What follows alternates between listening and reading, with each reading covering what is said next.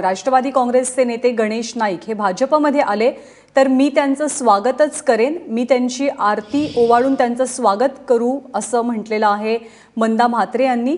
मात्र प्रवेशानंतर प्रवेश द्यायला आम्ही तयार आहोत। भाजप आमदार मंदा म्हात्रे यांनी नुकतीच एक पत्रकार परिषद घेतली ज्यामध्ये त्यांनी या सगळ्या गोष्टी स्पष्ट केलेल्या आहेत।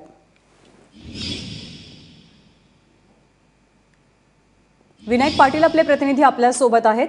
विनायक, काय नेमकं म्हटलंय मंदा म्हात्रे यांनी?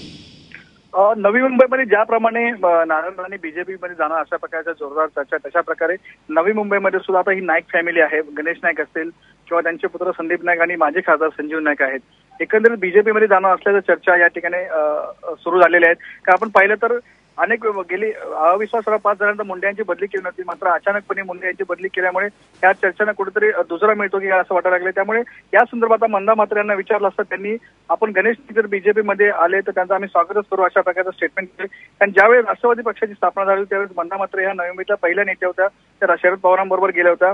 त्या काळामध्ये गणेश नाईक शिवसेनेबरोबर आणि नंतर स्वतः अलिप्त राहिले होते। त्याच्यानंतर मंदा म्हात्रे गेल्यानंतर परत त्या राष्ट्रवादी सुद्धा गणेश नाईकांनी प्रवेश केला होता।